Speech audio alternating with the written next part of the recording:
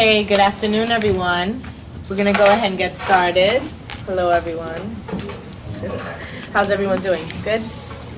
Excited? Happy to be here. Yes, excited to sink their teeth into scheduling and timing today. I just wanted to thank you again for your time and for being here. And before we get started and I kick it off to Michelle, I'm going to go ahead and just hand it over to our general counsel for a few moments to just mention something very briefly on budget. Sure, thank you, Chair. So as part of the budget, part of the Article 7 budget, there was one change I just want to mention affecting the workers' compensation law with respect to authorization of healthcare providers in workers' compensation. So in addition to the 4 existing provider groups, which are physicians, podiatrists, chiropractors, and psychologists, now will be added as of January 1st of 2020, nurse practitioners, licensed clinical social workers, and acupuncturists. The acupuncturists will be allowed to treat. The LCSWs and NPs will be allowed to treat and offer opinions throughout the course of the case. We're also providing specific authorizations to existing mid-level providers, specifically physician's assistants, occupational therapists, and physical therapists, but their scope of practice is not changing. The reason I wanted to mention that around this table is because none of the newly added provider groups will be performing independent medical examinations. That was specifically carved out of their pending authorizations. Okay. May I just add, I think the expectation was that at some point throughout these discussions, we would revisit who should be authorized to do IMEs rather than determine it in advance. So I think that was the ask, that we would take it back to this committee and kind of talk that through. So we were trying to think through like what would be the right meeting to address that at. And I think that we were thinking, it's possible we could talk about it in the context of the quality of reports or under the process. So one of those later meetings, so people have a chance to kind of look at the bill and get their arms around the issue. Okay. Did everyone remotely get that? Hear what Mary Beth said? I'm sorry, I didn't get all of it. Unfortunately, That's what I figured. Sorry. No. So We're just so excited having Bob Goldberg with us. Yeah. Okay. No problem. Mary Beth will repeat it. So I just want to make sure that everyone understands the original expanded provider bill had allowed certain other providers to do IME work. That language was taken out of this bill, so only the original providers that could do the IMEs, the physicians, the chiropractors, the podiatrists, and psychologists would still do the IMEs. The expectation is that the new providers that we added as part of the expanded provider bill would be discussed at this table to determine whether or not it's appropriate for any of them to be doing IME work. So we'll bring that back at a later meeting so people have a chance to kind of talk it through. Was there a change in the authorizing legislation for this group? No. Okay, so then my position is that would be beyond the scope of the legislature's directions for this group. They specifically wanted it addressed as part of this. They didn't put it in the statute, but we can note that for the record. I think at a future meeting we'll bring it up, and if you want to mention on the record that you think it's out of scope, that's totally fine. But I think the discussion, we'll at least raise at a later point. We talk about like we talked a little bit about the number of providers in the system. I think we'll at least raise it, and we'll take people's temperature on that. Like I said, you're welcome to say that you think it's out of scope. Totally fine. I mean, the purpose of this committee is to make recommendations to the legislature about what should or shouldn't change in the system. And I think it's just at least a fair topic to discuss going forward when there's a specific ask based on negotiations. I understand your position. Okay. And just before we get started, maybe we should all go around and introduce ourselves, since there is at least one new member, just so that we all know who's forming part of the committee today. So we'll start here. We'll kick it off with Mindy. Mindy Roller, I'm Chief of the Workers' Compensation Division at the New York City Law Department. Lev Ginsberg with the Business Council of New York State. Matt Mead, lawyer with Stockton, Barker, and Mead. David Wertheim, Workers' Comp Board. Mary Beth Woods, Workers' Comp. Stephanie Zufali, Workers' Comp. George Solis, Workers' Comp. Justin Teff, Kirk and Teff, past president, IWVA. Joe Cannabis, New York State AFL-CIO. Michelle Cummings, I'm the facilitator. Clarissa Rodriguez, Chair. And we'll go with Elaine. Elaine Sobelberg, Medical Director of the Board. Karen Anderson at NICEF, representing Bob Salmons today. And Robert Goldberg, physician for Medical Society State of New York. White Plains. Hi, Winston Paw, occupational medicine physician from Mount Sinai. And Rick Weinstein, orthopedic surgeon. Okay, and finally Rochester. Brian Trick, Wegmans Food Markets, on behalf of self-insured employers. All right, thank you very much, guys. All right, take it away, Michelle. So this is the schedule which you have seen before. As a reminder, we are going to be talking about several different topics over the course of the next several months, and today we are going to be talking about scheduling and timing. For purposes of scheduling and timing, it's been divided into two categories, scheduling and reports. Under scheduling, the proposed topics are self-initiated, no deadline versus directed or required. A deadline is imposed. Specialty providers availability, notice 7 days, cancellations and no-shows. And under the reports, proposed topics are 10 business days, 20 days out of state, and same day, same manner. I'll now turn it over to Stephanie to present the utilization study data and analysis on scheduling and timing issues. Thanks, Michelle. The key findings from the utilization study related to scheduling and timing are shown on this slide and in your packet. Specifically, the time to schedule exams varies by specialty, and we'll show more on that later. 90% of IMEs are received within 15 calendar days.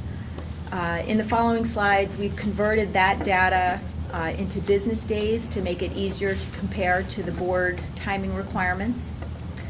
As originally reported in the utilization study, on average it takes 46 days from the request until board receipt of an IME report.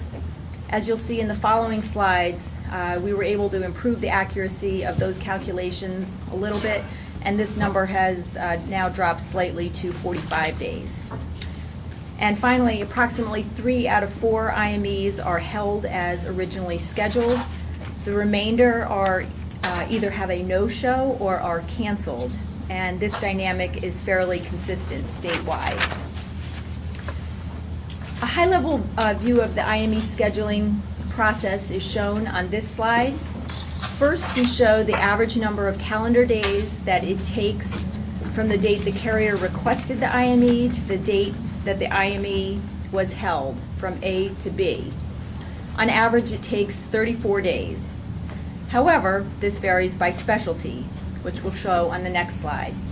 By statute, the injured worker must receive notice within at least 7 days in advance. An excerpt of the statute and the associated regulation is included in your packet as handout number 1. Next, we show the average days it takes for the board to receive the completed IME4 report from the date the IME exam occurred to the date the report is filed with the board, which is from B to C. On average, it takes 12 calendar days or 9 business days for the board to receive the IME4 report. By regulation, in-state IMEs are required to be received within 10 business days, and out-of-state IME reports must be received within 20 business days. We've also included the statute in the packet, and that is handout number 2. From start to finish, from the date the carrier requests the IME to the date the report is received from the board, which is from letter A to letter C, the average is 45 calendar days. The last box in the process flow is the date that the IME report is viewable in our case folder. Once received, it can take several days to be viewable, which varies based on our scanning backlog. As I mentioned, the time from from request to the scheduled exam date varies by specialty as well as by location in or outside of New York State. The specialty that takes the longest time to schedule is anesthesiology or pain management, with an average of 42.6 calendar days in New York State. Specialty with the shortest duration to schedule in New York State is chiropractic, with an average of 27.3 days. For most specialties, the out-of-state exams take between 5 and 10 days longer to schedule. As previously mentioned, for in-state exams, the IME report must be received by the board within 10 business days. We converted the data that was included in the utilization study from calendar days to business days on this slide, and we also separated in-state and out-of-state IMEs. This slide shows that 88% of in-state IMEs, which are the two green bars on the left, were received within 10 business days. As you may recall from our utilization study, the IME preclusion rate is estimated at 1%. So although 12% of in-state IMEs are not received within the required time frame of 10 business days, it appears that most of them are not precluded for being late. As previously mentioned, out-of-state IMEs are required to be received within 20 business days, and the yellow bars on the chart show you that 97% of out-of-state IMEs are received within that time frame. This next slide shows the duration from the IME request to receipt by the board for in-state and out-of-state IMEs. 2/3 of in-state IMEs, which are the green bars, are completed within 45 days. For out-of-state exams, the yellow bars, slightly less than half are completed within 45 days. In this slide, we took another look at the low and high volume IME providers discussed previously, and we overlay both the average time to schedule an IME as well as the number of business days to receive the IME report. In the low volume category of 1 to 5 IMEs, it takes a few days longer both to schedule the IME and to get the report submitted to the board. On average, it takes about 4 days longer to schedule and 3 more days for the report preparation. Once the threshold of 5 IMEs is exceeded, on average, all IME providers are able to meet the 10 business day IME report requirement. It is also interesting to note that it takes 1 to 2 days longer to schedule an IME with the highest volume providers than those providers who do 6 or more IMEs. Also, as mentioned earlier, cancellations and no-shows were issues raised by several stakeholders during the board's outreach calls. This slide shows the cancellation and no-show rates by board district. On average, 14% of IMEs are canceled and 9% result in a no-show. The cancellation and no-show rates are fairly consistent among board districts. It is also worth noting that the rates vary significantly by individual providers. For example, cancellation rate ranges from a low of 2.3% to a high of 21%, and the no-show rate ranges from a low of 1.7% to a high of 17.1%. And finally, this slide summarizes required timeframes for submitting IME reports for other states. We were able to identify 10 states in addition to New York State where the IME report submission requirement was based on the number of days after the exam. New York State is on the mid to low end of the range with the 10 business day requirement, which is anywhere between 12 to 14 calendar days. Other states either have no time frame that we could locate on their websites, or they calculate time frames in a different manner, such as from the request date for the IME report or within a certain number of days prior to a hearing. In your packet, handout number 3 has additional details for those states where we were able to find information on report timing. We also looked for information on the timing requirements for employee notice of an IME, but we were not able to locate information on other state requirements.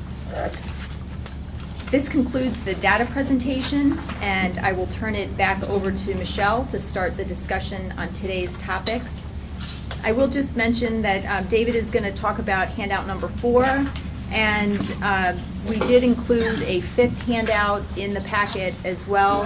That was a follow-up from last month's topic on providers.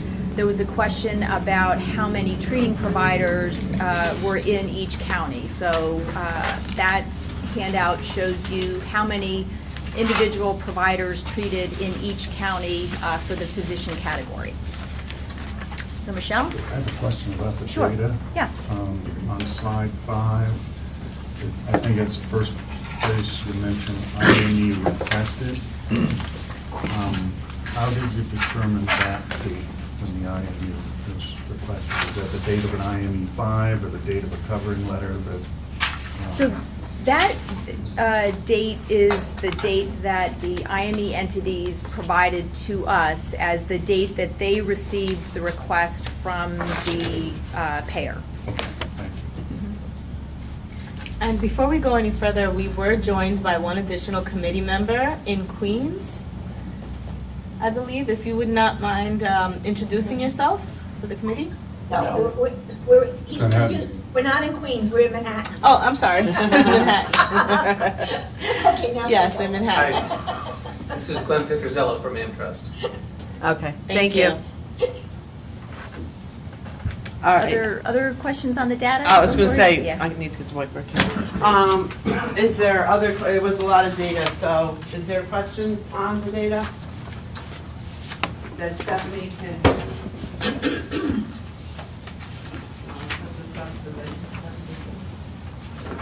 Michelle, we have a whiteboard on. I can't, I need to, it's easier if I say. Okay. It's easier for me if I say it, it's Sure. easier in me. I have a question. Yes. Is there a way to recalculate this using median instead of average? 'Cause Median? sometimes median. Yeah, we can do that. Is there a specific slide or, like, are we talking about the time frames or the no-shows? On slide 6, average days between request and IME date. And then slide 7, you could actually calculate both an average and a median from that data. Sometimes the average, when you're dealing with time and when you have elongated times, then average can be a little skewed high. And the median is a better representation when you're dealing with time statistics. Yeah, we can provide that as a follow-up. Okay, thank you.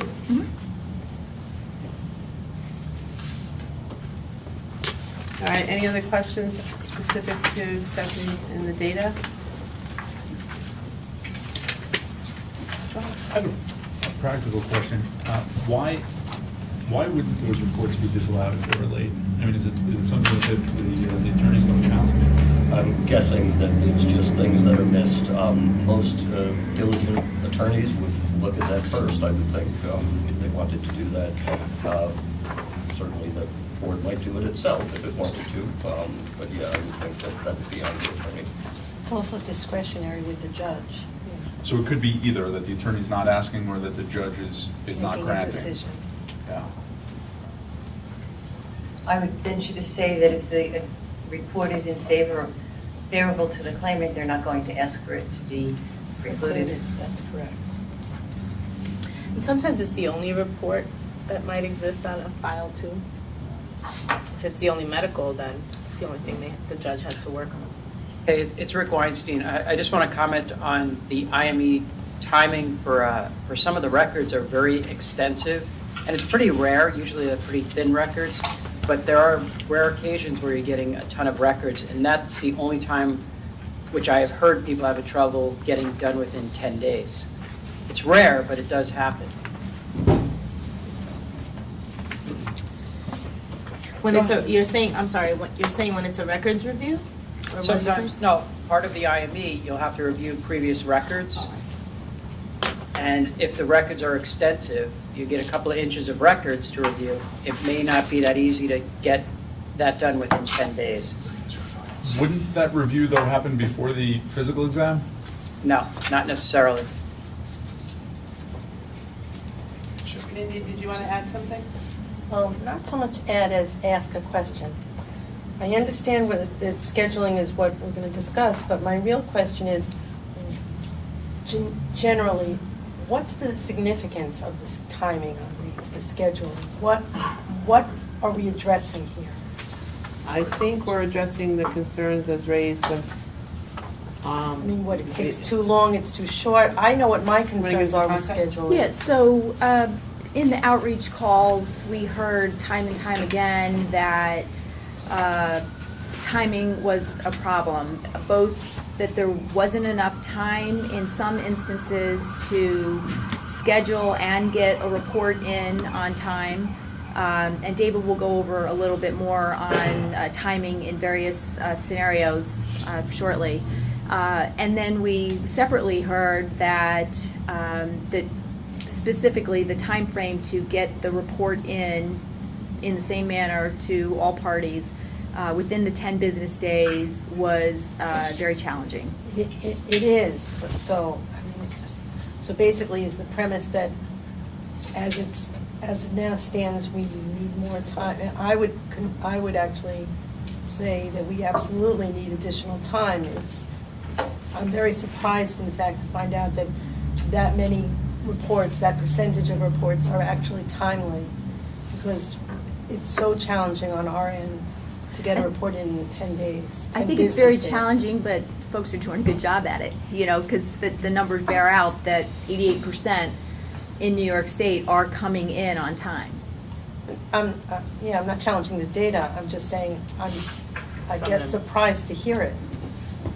But it is a significant problem that we deal with every single day. Not a problem. Did someone have a comment? It looks like it's not a problem. I'm agreeing with the other speaker. If we're looking at 88% compliance, I think I'd like to know what it is we're going to focus on, because the residual amount of work needed to change that number will be gigantic given the yield that we're going to see. So if somebody has an inkling as to how that might not be true, I'd love to hear it. Well, what additional, if we were to change it, let's say for the sake of argument, to 15 days or 20 days, what would be the residual effect of expanding the time period? I can answer that. The claimant would wait for whatever they need longer, which we don't necessarily. Okay, so my understanding, generally speaking, IMEs are used as a litigation tool, in other words, claimant has medical, we want to reduce the rate, let's say, so we get an IME. I don't think generally claimants are waiting for our IME to do, it inures to the detriment of the carrier to have an IME delayed. The state fund waits till the IME is back to resume payments to the claimant. I can't speak to that at all, but I do think, I know that if there's up-to-date medical, my understanding is from the claimant, you can't just stop benefits. There is some latitude that the law permits. So assuming that, though, that, forgetting about the latitude, which I'm not so clear on, assuming that it really is based on, your claimant is getting total, going to continue to get total till I get an IME. If it takes me 10 days or if it takes me 20 days, it's better for me to get it in faster. Why not give me the 20 days so that we can make determinations on the merits rather than on just preclusions, and which also causes, frankly, appeals and delays for the claimant rather than moving the case forward. Maybe a better focus, and to put a finer point on it, would be not so much to focus on the benefit level, but the denials of treatment that hang out there, as long as that IME is hanging out there, be it 10, 20, 30, 40, however many days. Actually, no, because if somebody doesn't authorize treatment, I believe within 30 days, if you don't have an IME, then the treatment is deemed authorized. So that doesn't delay treatment more than 30 days, which the IME itself would in any event. I have to say that we almost never get an IME for on treatment issues simply because we can't get one within 30 days. First 7 days, you need to give notice to the claimant. Then you have another 10 days to get the IME in, which is challenging. I wouldn't wait. I don't waste most of them. Very rarely do we bother. 30 days, if we don't respond, you get the treatment. So it doesn't inure to anybody's benefit not to extend the time period. Well, you said that very, very strictly, and I don't know that it can be stated quite so. 30 days, technically, yes, I do have a right to that order. And that's the statute, that's the regulation. If I may. Yes. 30 days is fine. That's the day on which, yes, I am entitled to an order of the chair. But first, there is an additional time that the board wants to make sure that nothing is crossed in the mail. So it's not exactly 30 days. And they're not exactly non-appealable orders. Carriers object to them all the time. So to simply say that after 30 days, the absence of an IME makes the claimant absolutely entitled to treatment, I don't believe that's a correct statement. I think it actually is. I guess on paper it is. The mechanics of it may not quite equate to that in the day-to-day practice. Can I add to this? I think both of us, as practicing physicians here, we hardly see that after 30 days treatment is authorized. It always stretches far longer than 30 days, just like what he was saying in terms of that. Even though it's given that after 30 days treatment should be authorized, the carrier can do an appeal, can delay the treatment far longer than that 30 days before it's even authorized. No, can I just beg to differ with you on this? The fact of the matter is it's deemed authorized after 30 days, and you don't need to get written authorization. It's your obligation to go forward with the claimant's treatment. So I don't understand why I don't think this should even factor into the analysis. I don't think that Might be helpful to, that go over information. some of the basic timing that's in the Okay. chart, and then get Why don't back you to do this that? discussion, if the group is okay with that? Yeah. Okay, we're gonna have David step in as one of our subject matter experts to talk a little bit about the specifics of timing. Okay, so this is handout number 4. And Handout number 4. This is just designed to give a very, very basic overview, because the need for IMEs comes in different flavors. So this is just a list of the most typical flavors in terms of what typically is the inception of it, and then what's the basic timing rules. So there's a footnote 1, which is something Stephanie had also gone over, and I am not going over that in each of these instances, which is the basic timing requirement of 10 business days or 20 business days, depending on in or out of state. I'm really more going over the general framework of how it starts and when it ends. So starting with the controverted claim, the rocket docket process, if a claim is controverted, there's a couple of options for the carrier if they're going to contest the causal relationship in the case. They can start arranging for an IME on causal relationship when they file their SHROI or FROI 04, or they could wait till they get the notice of the pre-hearing conference, or if they don't do that and wait until the pre-hearing conference, then the timing gets very tight, which is it must be complete within 3 days prior to the initial expedited trial, which takes place 30 days after the pre-hearing conference. Looking at the medical-only issues, variances, and most of the denials in the variance process are not done with an IME, but if an IME is desired by the carrier, then they have to complete it within 30 days of the variance, taking into account that notice of that IME has to go out within 5 days, and then again, it has to be filed within 30 days of the variance. Opioid weaning, this is something that's commenced by the carrier because they see an identified need for weaning or addiction recovery, and whenever that IME is complete, it's submitted to the board, filed along with that RFA2 to commence the opioid weaning adjudication process. For the C4 auths, the authorizations for services over $1,000 for non-medical treatment guidelines body parts, or for the 11 specific procedures that are referenced in the variance regulation, along with repeat surgery, where a C4 auth is necessary. That's the tightest time frame of all. It's within the carrier has 30 days from receipt of that C4 authorization to get the completed IME report in, along with that C4 auth denial, and that is a statutory provision. In terms of awards, if there is, so awards that are beyond the establishment of the claim, if it was controverted, I'm talking about adding sites or consequential sites, what typically happens is the judge would make a finding that there's sufficient medical to proceed, and then it kind of depends on if there's other issues going on in the case or not. If the judge ends up picking a date for coming back to decide the issue of the consequential site, that IME will have to be in by that set date, or if the case doesn't have anything else going on, it could be marked no further action, and the IME would come in at whatever time is designated by the judge. Somebody had mentioned the suspension if the carrier is under a direction to continue payments, a suspension or a reduction of temporary disability. That IME is also incepted by the carrier, and depending on the results, there could be a motion to reduce or to suspend, so that IME has to be submitted simultaneously with that request for further action that's pursuant to regulation. For permanency, first in terms of classification, so these are the permanent partial disabilities, the permanent total disabilities. The first medical could come in from either side, and so when the first medical is received by the board, the other side has the opportunity to obtain medical, so if the injured worker's medical comes in first, the carrier can get an IME. If the IME from the carrier comes in first, the injured worker could produce the C4.3, which is the report from the treating, or they could have their own consultant exam and produce an IME themselves. So that could happen, or the process could also be initiated by the board because more than 2 years has passed, it's a PPD body part, and there's ongoing payments taking place.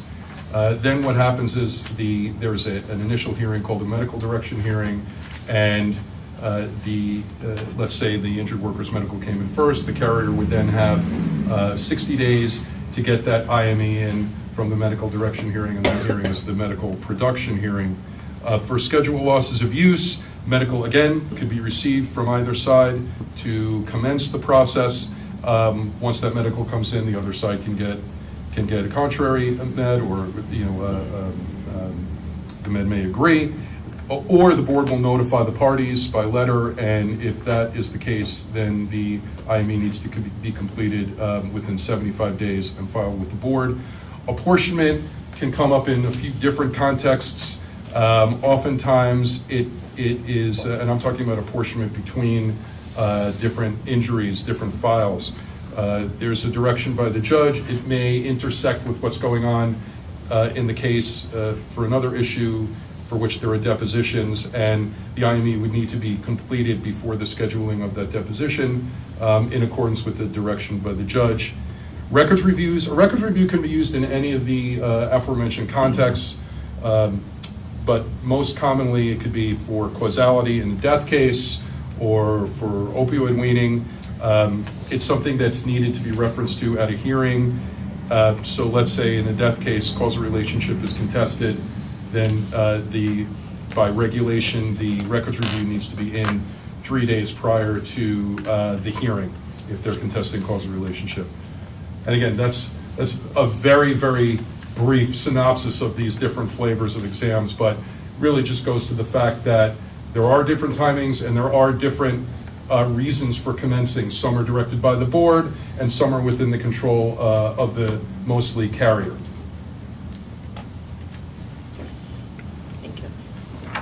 Hi, may I ask a question? I think that summary was fantastic. And if we take a look at the time to completion, we have some at 60 days, we have some at 75. So when the data collection was being performed, were those excluded from the data collection or included? That'd be the first question. Well, they were all included. We were not able to discern the reason why an IME was requested, which type of IME it was, so they're all bucketed together. And the timeframes that we reported was from the date that the IME entity received the request to schedule the IME to the date that the board received it. So the average was 45 calendar days. Some number of those would have been related to variance and C4 auth requests that needed to be done within 30 days. Others would be related to permanency or apportionment or controverted cases that have a different time frame. So we're not able to discern, what category they're in, and the average together is 45 days. So then you would agree with the statement then, though the average of 88% was for 45 days, the percentage in compliance with the rules and regulations as they appear on this slide is much higher than 88. It could be approaching 98 for all we know, since we don't have that data capture. So therefore, I don't think that we're having a problem with length of time. Going back to my statement earlier on, 88% is good. We now know that we're well into the 90s, so I think we have a system that's working for New York, and the faster it is, the better it is for the injured worker and for all the parties involved. Excuse me, I beg to differ. I thought we just discussed that it really doesn't change a lot for the injured worker. The faster it is, the better it is for the employer in most cases, and it's not working. So I can tell you from my own personal experience. And what's the downside to expanding this time frame? It's unclear to me what the argument is. In practice, the doctors around the table will tell you that though 30 days is the holy grail, that is not a fact and it is not a reality. And that the truth of the matter is that it's a sword used against the physician, and the physician doesn't have a shield to defend against it. And the better compliance we have, which was reached by all parties, I believe the more protection it is for all people. And we're not trying to pick out one group that is disadvantaged. But I think the compliance is very high. Well, that may be so, but it might be higher if we had a little bit more time. I don't understand what the detriment is to the doctors, treating or otherwise. I'll say it again because it's been said a couple times, but just to rephrase, it creates delays for both the doctors and the injured workers in pursuit of their treatment. It And does. I just told you that in terms, David, if you don't mind, as a subject matter expert, after the 30 days, if a treatment's been requested and there's been no response, am I incorrect or correct in thinking that that treatment is now authorized? It's deemed authorized if there hasn't been a timely response, but that doesn't necessarily mean the treatment is going to take place that day or there aren't other delays built in. Right, but they would not take But I'm place just that saying day. what the reg says, I'm not Right, so it seems to reading me it otherwise. that's what the regulation says. Do the physicians on the committee consider treatment authorized based on interpretation of the regulation or not until the insurance company sends something that says, yes, go ahead, we will pay you? So when we do it, we know we have 30 days to get notice whether it was approved or not approved. After day 30, we don't necessarily assume that it is approved because the hospitals that we work at won't necessarily say, well, we can just do it and assume we're going to get paid because it's been 30 days. The physical therapy places don't necessarily say, yeah, go ahead and do the therapy, it's been 30 days. So no, the treatment does not start on day 31. So maybe we're looking in the wrong direction. Maybe the direction to be focused on is that people should act in compliance with the statute. If I don't get an IME within 10 days, it's not filed, I'm precluded. By the same token, why should a claimant have to wait because somebody's waiting for a piece of paper that's superfluous and unnecessary? They will get paid. If we get billed, I have an obligation to pay because I did not object timely. So maybe our focus is in the wrong direction. Would you be willing to couple that with some type of a regulation which said that after 30 days, the physician may proceed and the carrier may not object in any sense and will pay the bill submitted by the attending physician based upon that treatment which was deemed authorized as a matter of law on day 30, again, without objection and without delay? Would that be okay? I think that's the law today. No, but that's I'm not... asking, wait, I think that is the law today. It's not, actually. I mean, How is it not? well, because there could still be a C81B that comes in. For what? I I mean, Yeah, it's got to there's be a according variety to of fee legal schedule. objections that- I mean, there are always objections, but that's not the point. So if you waive all of them, then I'll What, concede fee the point. schedule? Would I waive fee schedule, are you suggesting? No, any objection. I mean, day 31, doctor performs the surgery. Again, I think that is the law, so I don't think I have to waive anything. I think that that is the law, and I believe that if we get a bill, I believe we get a bill, we're responsible for paying that bill. I think that's a very simplistic way of stating that. How would you? If I can, and I apologize for jumping in, I hope it's all right. It also depends on if you're talking about a C4 author variance. It's different. You know, the consequences of going post 30 days and what can be raised in a C81B are different. Well, so what's the distinction, since I don't recall offhand? In either event, I mean, you may have certain objections if something hasn't been, if it's controverted, the body part has not been established. But if it's an established body part, in what way is I'd like to know in what way we're not liable, because I think we're working under the assumption that we are. You know, I think that's part of the key, is that it's an established body part. It's just that under 13A5, that 30-day rule in and of itself is the basis for denying, or can be the basis for denying the C81B, because there was a failure to, in effect, join issue on the carrier's part. I think there's a little bit of a larger universe on the variance side to raise legal objections. That's our experience anyway, but I don't want to derail the discussion. But the answer is, I think that yes. I mean, to the extent that it's my that we would otherwise, but for our having, not responded, we would otherwise have to pay. I think we do have to pay, and I believe we should have to pay. We wouldn't need WCLJs if the universe were that cogent and tight. But not going to concede for 1 second that it moves that smoothly, and that my clients and many injured workers don't wait out there languishing while their doctors cannot comfortably perform the treatment for fear that they're going to get a hospital bill, an anesthesiology bill, a recovery bill, or recuperation, physical therapy, none of which may be covered, all of which may be objected to. The law requires that it be covered. And I would say further, again, maybe we should refocus our attention. The doctors are supposed to be, they're authorized, the board supervises them. This is their obligation to treat your clients. So it seems that while maybe the city of New York may not be engaging in some of these practices, they exist in the system. But we're dealing with the law, not the system. I'm interested in something that one of the doctors mentioned earlier, and I would ask if anybody to chime in. Right before we get to this point, is it like widely accepted that the 30-day delay is harmless, that an injured worker doesn't get sicker, the injury isn't exacerbated during that 30 days? For what purpose? Not even close. Every day that goes by after a doctor says this person needs a corrective surgery, that they don't get that surgery is harmful to the Well, person. then can we divide this conversation That's what I'm between thinking, this treatment conversation needs to be and divided. IMEs for continuing disability?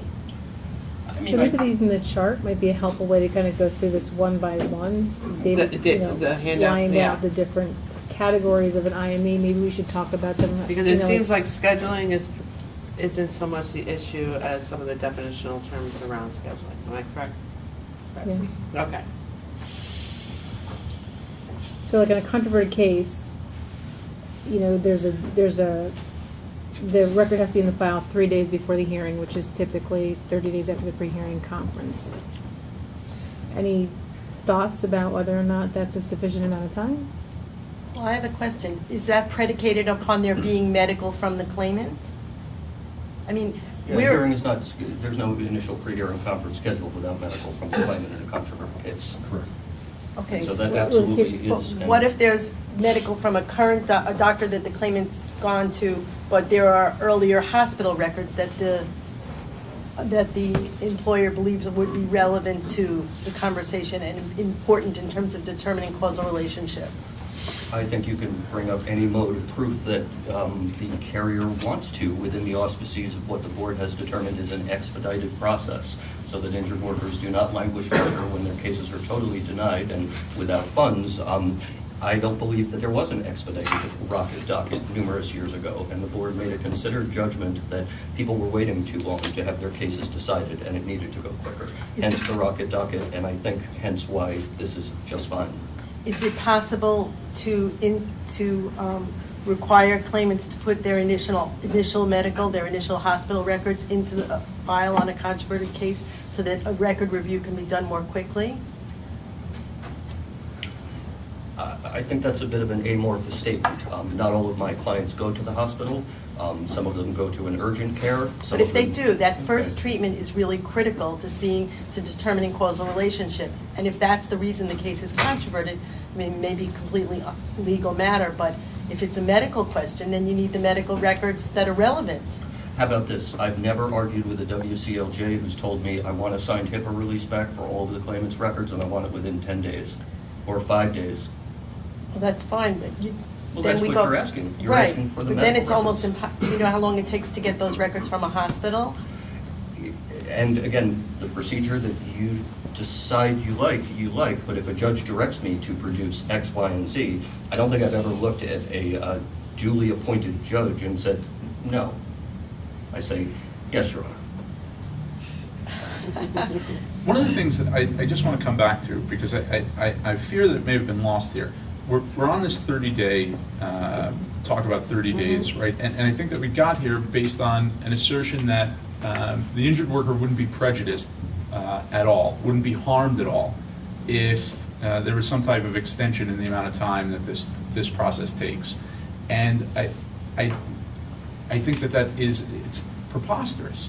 The idea that if they wait 30 days, they're definitely going to get the medical care, right? I think has not been conceded. Not only that, I think that we've heard examples. We know that the doctors are hesitant to treat folks if they Then are they not should be going to get paid. required to, and they will get paid. So, regardless of whether they should, whether the law requires, which there are other opportunities for carriers and self-insured employers to continue to challenge payment. The injured workers are getting hurt here. They're not getting the care, but right before we even get to that point, they're not getting the care for the 30 days. And they may be in a situation where their injury is exacerbating. I don't think that statement would apply to every injured worker, but I think that it applies to enough of them that we shouldn't just disregard this as them not being prejudiced at all and not incurring any harm or injury. Okay, so what I suggested, and I think we should maybe consider it, is put treatment to the side, because in my experience, certainly the city, and I would hazard to guess many employers, don't necessarily do exams for treatment that quickly because you can't get it in 30 days. Just to put treatment to the side. I'm talking now, what about extending the time for an IME for somebody who's just out and we're currently paying them? What's the rush? The longer it takes us to get an IME, the more they get paid, probably at a higher rate. Why would that be problematic? The universe of folks that you're talking about, I think, is very No, very I think small. that's We've already heard from the practitioners that injured workers often have their indemnity benefits cut during this time. So are you talking, Mindy, about the 10 business day period within which you have to file an IME in an ongoing case? Because I think so, right? Because Yes. all right, so you're not talking about the 30-day limit, you're talking about the 10-day limit Yeah. that affects an award. Yes. Okay. My memory is that you used, though, the 30-day limit as an excuse for why extending the 10-day would not harm the injured worker. No, well, 30 days, I don't think I started by bringing that up. The doctors brought up the 30 days, and I said, That's the I reason don't- why injured workers wouldn't be harmed, because they would get the care after 30 days well, and anyway. That was my memory. That is correct, and I think that's accurate. But my concern is the 10 days to file a report is, it's extreme. It doesn't harm, that specifically doesn't harm an injured worker that I can see. And it just encourages preclusions and not determining, issues on the merits. Rates of compensation Right. in ongoing cases based on medical from both parties. Can we hear from another employer? I don't know if anyone else has anything to add on this, on whether or not the 10 days is sufficient. Specifically thinking of Wegmans. I'm hitting my button. Okay, thank you. Yes. And not to play both sides, but I understand what everybody is saying, and I agree. I think you're all saying the same thing in a different way. Mindy is right that the 10-day rule, when it's just an award of having extra time, is not going to impact the injured worker. In fact, it's going to help them in some cases. But on the medical side, 30 days might be too long to authorize a treatment. I mean, I think most employers probably don't wait the full 30 days. In some cases, they probably do. So I think there's two different issues we have to talk about. And if you look at David's chart, which is amazing, there's really only two categories, in my mind, that affect the injured worker, and that's authorization for services and an SLU determination. Everything else would detriment the carrier by having a longer time frame. So I think maybe I think we started to go through the document that way with Mary Beth, and that was very helpful to me, to really look at which ones can be expanded and shortened without a detriment of the injured worker. I think maybe that's the tack we should take going forward, because I think we're getting lost in the mechanics of medical versus an award. So that's just my thought. So you would focus on the first C and both C's, right? Or D? SLU D. determination? Yeah, the Okay. first C would authorization. help the injured worker, the second C would help the injured worker by delaying classification. C and D it's at that detriment. So an SLU isn't necessarily a detriment because it's just an additional award, but I would leave that to the side of the injured worker. The only thing I'll add to that is with the amendment providing for a potential cap on temporary disability benefits, I'm not disagreeing, but the delay in that permanency evaluation may or may not help anyone depending on the circumstances. That's true. Mitigated a bit. So David, can you help me? Is there anything in the law that would prevent the parties from agreeing to a longer time period? Well, what exactly are they agreeing on? Because there's a specific regulatory requirement, statement that says a claimant cannot waive their rights under the IME rules. Okay. So I think there So are then the answer limits is to no. it. But Well, I what think about they the can 10 agree days? to a fair amount of it.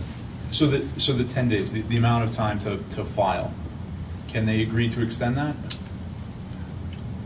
I've never seen it. Okay, but so I don't want to give a No. snap answer. It's So possible, even but if that you may do, be your something judge we can can't do what waive. they want. We have evidence here in the data that the judges have the authority, right, to decide to waive it, right, to decide to deny a request for preclusion, right? Because Well, we no, I don't think we that's don't have true. that in the data? I think if there's a motion made and it is late, it should be precluded. And again, because the claimant can't waive their rights under it. If there's something else going on in the case, per se, but I don't think that is discretionary. I think what the data shows is that a judge may not do it sua sponte, that it Right, has that's- to be. that's definitely claimant's true. part, yeah. But I would say I can always agree not to raise an objection to. No. Correct. So But the judge but the can do it judge- sua sponte, as Clarissa just But I don't said. think they could So the specifically judge can have a or the judge stipulation. Can, cannot. but doesn't often, right? Okay. It's usually like, it has to be an ask. And I think Right. something that was pointed out earlier is not infrequently or not necessarily is on the IME of lesser value than the claimant's doctor. And in those cases, clearly, claimant's counsel does not ask for it, nor does the judge generally preclude it. I would It's say more. that, but I would I'm say sorry, that- I In other lost, I just lost your train of thought there. No, you lost yours. I lost mine, I lost my concentration, I apologize. That's okay.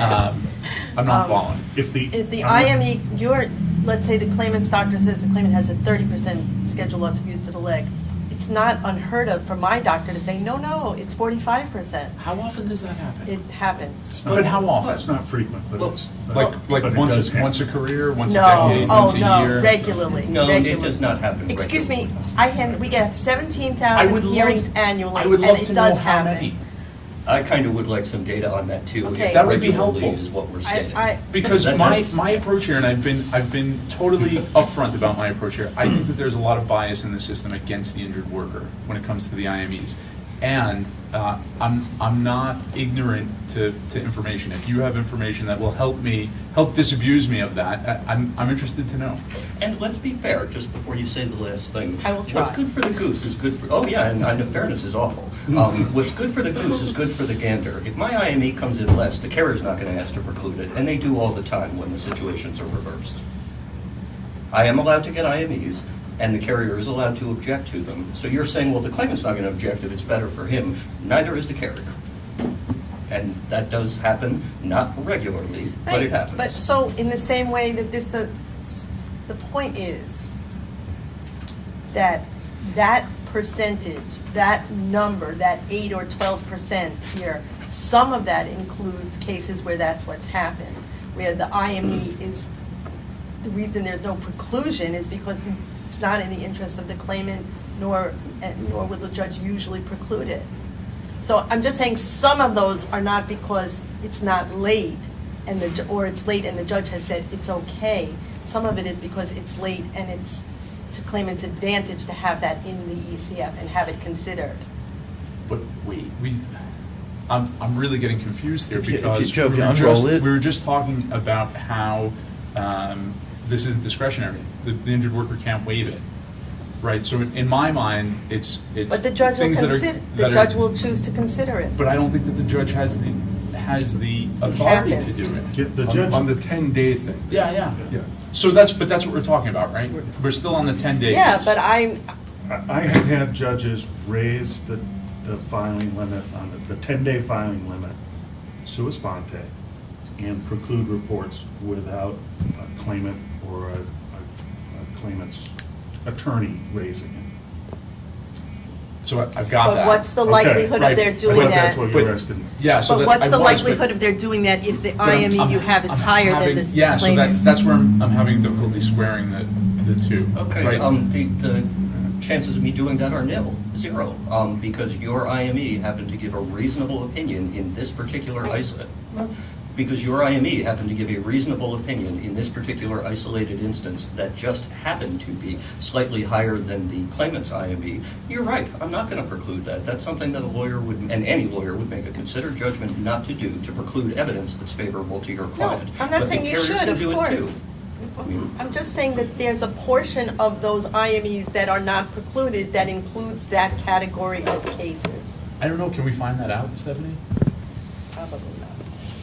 I don't know if we have the data. don't No, think I so. don't think so. And just, It I'm was sorry. really hard to get to precluded, Okay. even as it was, let alone those that weren't precluded, you know. And I know I'm going out of order, I should ask my data question before. What percentage of the total does this represent, the data in here? We were able to obtain 80% of the IME, the data on IMEs that was in the population for the 2014 to 2016 time period. It might be slightly lower than that, and I can confirm it because not every IME entity provided all of the dates. So I would say it was a little bit lower than 80%, but we'll confirm what that percentage is for you. Can I ask? Oh, I'm I'm sorry. sorry, No, just one please. follow-up, I apologize. Please. Are there any IMEs that are scheduled outside of, without the use of IME entities? Some, not many. Right. Okay, but they wouldn't be captured in here either, right? Because this only came from the entities? The timing We data would came from not- the entities. We would have, and I'll have to confirm, we would have the IME date, the exam date, and we have the date that it was received by the board. Those are two pieces of information we have in our own data. The piece that we don't have is the date that it was received by the date that it was initially requested to be scheduled.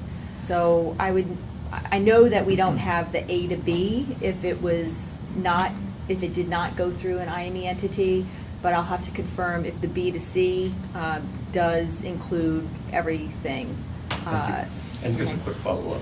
The data that we're looking at, is it preclusions based solely on violation of the 10-day rule? Because IMEs are precluded for many reasons, including failure to... Yeah, no. Okay, so It's any... So this may actually be inclusive of errors that were made that have nothing to do with the 10-day report, just a simple That's failure correct. to do it Right. correctly and per the rules. Yes. Okay, so we don't even know that the figure that you're utilizing is absolutely correct. Correct, Okay. apparently. Mindy, how much more time do you want? How much more time do I want for the report to go in? Yes. Yeah, if not the 10 days you were saying. I mean, ideally, I guess, 20 days, realistically, 15 business days, just another few days, because we're struggling with it. Do you find that you find that your IMEs are untimely? Not always, and I hate being precluded. But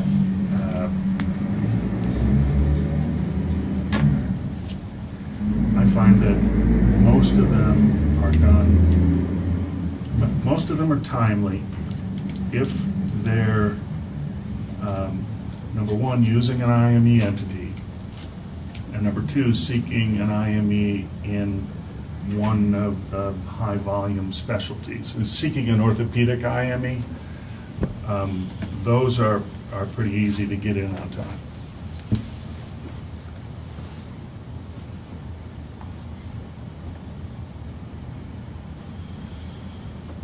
Does anyone in any of the other locations have anything to add on this part of the conversation? Can I amend my last statement? Sure. I said pretty easy to get in on No. time. I don't mean that it's easy. I mean that it gets done. Relatively. Got it. I would just, I'm sorry. Go ahead. I would just like to add, I don't see a huge problem, this fund doesn't see a huge problem with the 10-day issue, but what we are seeing a very big problem these days is scheduling them, getting the IME date for the exam itself. That's also huge. And then the 10 days on top of that, those 10 days are a problem, but actually getting an exam, and I'm hearing from my Long Island office that we're having trouble getting orthopedic exams out on Long Island. So, to me, the 10 days is not as big a problem as getting somebody to do the exam. So that becomes a particularly acute problem in the denied case where you're on an expedited time frame. Is that a correct statement? Yes, it is. But doesn't that really bring us back to last month's discussion, which is Training. the number Right. of IMEs in the system? Mm-hmm. I mean, I agree, we're having a very difficult time getting them within 45 days, but part of that is just, there just are not enough IME doctors available. Okay, the purpose of today was to talk about scheduling. Okay, go ahead.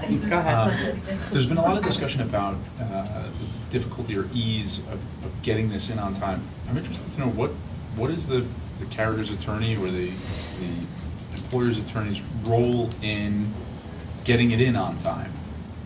The carrier's attorney doesn't have any role in getting in on time. I take the ingredients and make the best cake that I can. It's just a matter of waiting, right? That's right. Okay. My office does not schedule IMEs. We don't follow up on the timeframes. That's done typically through carriers or self-insured employers' claims departments or TPAs. And typically the IME entities ride herd on the time limits, and it shows up in the file and it's on time, or it's a day late, or it's a week late. And make the best of it. Okay. We put in a request and hope for the best. And I didn't mean to rhyme. That was completely That was good, though. incidental, That was good. sorry. Well, we But- needed Nice, I that. appreciate it. We needed Okay, it. a little bit, yeah. But that's exactly what happens. We put in the request and see what happens, but it takes time. Okay, it sounds like in the area of scheduling, for the most part, and again, it's a well caveated, for the most part, there's always exceptions. Scheduling in and of itself isn't as much of an issue as the exceptions are. Long Island, certain specialties. Is that an accurate way to at least characterize where we are right now? I'm not talking about the 10 days, I'm talking No. about the initial scheduling. Mindy? Well, I would agree that when we have, where's the 45-day limit? Why am I not seeing one here? 45 days is the average length of time that it takes from Right, the so if there's- receipt. It's taking a long time, understood, based on the Right. data. I would say, 60 days is, when it's 60 days and you have 60 days to get any IME, that's usually reasonable. Has, not to, again, bring up something that's waxing philosophical. Mindy, can you please repeat your last statement? It I wasn't think heard. it was actually Stephanie. Oh, Stephanie, I'm sorry, Stephanie, could you just repeat? I said the 45 days is the average length of time that it takes from the date that the IME is requested, or like the date that the IME entity receives the request from the carrier to schedule an IME to the date that the IME 4 report shows up at the board. It's received by the board. And you said something about 60 days. Mindy added the 60. I was just going Oh. to say, it seems to me that 60 days, which is more often what we have, is a reasonable amount of time to have to get an IME. And I'm not referring to authorization.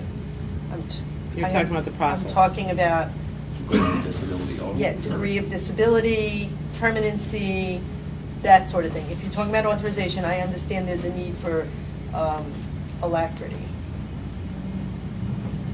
Thank you. And permanency, I think I find just in practice tends to be a little less strict because we all want permanency opinions. So I don't think I tend to be that aggressive, and the judge at that point tends to have more control than I think any of the rest of us. So it might just be something to add in there.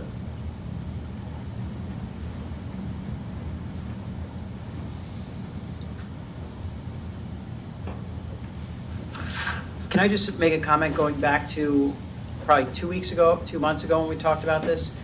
Yes. There's a lack of IME providers, which is forcing the scheduling to take more time. What we need to do is encourage more doctors to do IME exams who are the right doctors to do it. And I think if we go back to the original issue of why are the doctors not doing it, we're going to have to address that by our November meeting, and I think that will help a lot of the issues, including scheduling. So if we're not paying the doctors enough, if it's too much paperwork and too painful a process to go through, doctors don't want to do it. But if we make it easier, a lot of the issues that we're going to address over the next 6 months will be addressed because we're getting more doctors, the right doctors to do the IME exams. Comments from the rest of the group? I agree completely.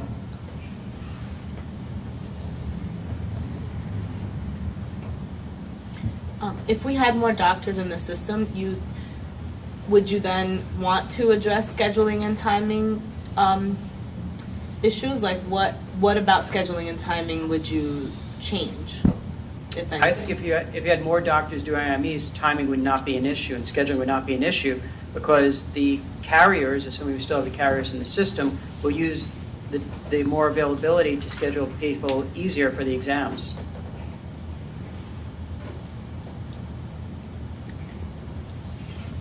Anyone else?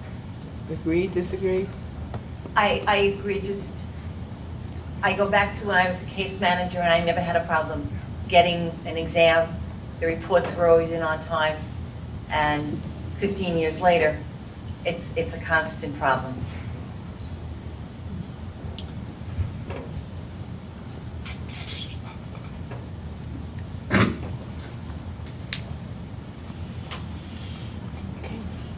Well,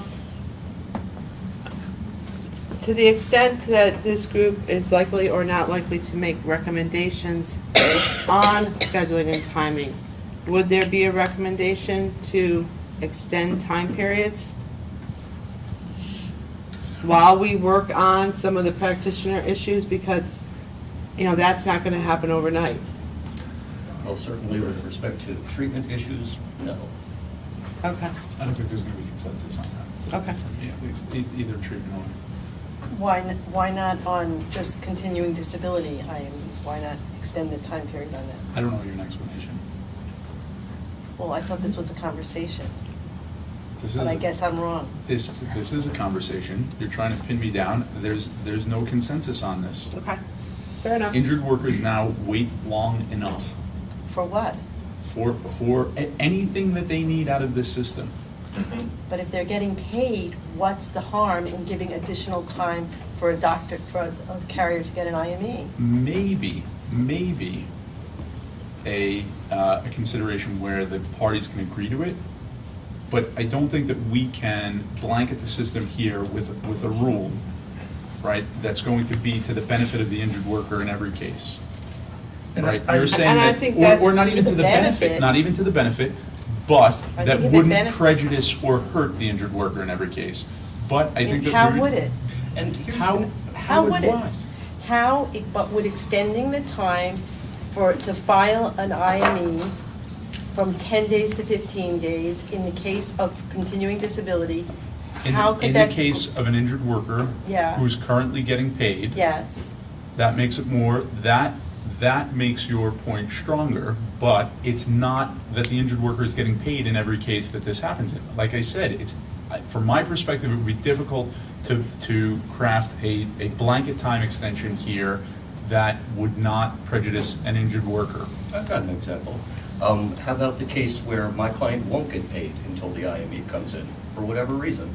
Claimant is not getting paid now. The judge says, carrier, get an IME on degree of disability. Not going to make any findings relative to payment of this person who is sitting at home out of work without food, if I may, until that comes back, and carrier, you've got 60 days to do it. No, that's terribly harmful. I have to again say, my understanding is, generally speaking, claimants are paid if they have the medical, their own medical, so I think the challenge that You're we saying- have is you're making the generalizations. I'm not versus making the generalizations, exception. I'm relying upon the law and what's required. You just said generally. Well, That's the definition of a generalization. no, I think that's unfair. No, I think- The law requires, if the claimant has medical, in fact, we don't even have to wait for medical to start paying in the first instance. So I don't really understand what you're saying. Why would if a carrier, if you're talking about bad actors, I don't think that that's the way that you're gonna make rules. You have to look at at the system and make sure that it serves everybody, not to go to isolated instances. I was reprimanded earlier about bringing up the system. I think that the issue is the general versus the exceptions that that's where I think we keep getting bogged down. We're talking about general rules, and there's always going to be exceptions. Go ahead. This is Brian. And Joe made a point that I was going to make, is that if we had some kind of waiver process where we can have the two parties agree Thank to you. waive the time limits, or even the 7-day notification, because that's another delay in the system. If employees out of work, do they need 7 days to be notified of an IME, or could it be, hey, 2 days from now, you're going to go to the doctor at 10 o'clock? Okay, I have nothing else going on, so I'm out of work. So maybe there's a way to have a waiver where both parties agree to it. There's no 7-day requirement, and there's no 10-day requirement. Whatever the I'll case just may note, be. in the tightest time frame on the medical, which is on the C4 auth side, that is baked into the reg that they actually can agree to waive the 7-day notice. Is I it don't know just how often it limited happens, to but it's that? in the reg right now. But it's just limited to that particular situation, not the rest of the requirements? Yes. Okay. And I So think, that may be a compromise, or a parking lot issue, or something we circle back to. and while we're talking about the specific cases, I don't think that this would be appropriate for an injured worker who's not represented. Yeah. Good point, yes. Should we go back to Mary Beth's suggestion, and I think Bob also liked the idea of going back to handout 4 and taking it, looking at all the different reasons why one would get an IME, and then maybe taking it like that and seeing if we like the time frames for each of these particular ones, take each one in turn? Because we might have some consensus on some of these. No, we started two and then got a little sidetracked. Yep. You guys agree maybe we'll go back and look at these? Look in at turn? these specifically. Yes. Okay. So the first one with the rocket docket, controverted claims. How do we feel about the timeframes on that? I think the timeframe should stay as they should. I think the board specifically made them an expedited process. The longer a controverted case lingers on, with the exception of those that the judge feels in earnest should not be on the expedited calendar, should be handled as quickly as possible. I think that was a determination that's been made more recently than not, and it shouldn't be changed. Okay. Does anyone else have comments on that one?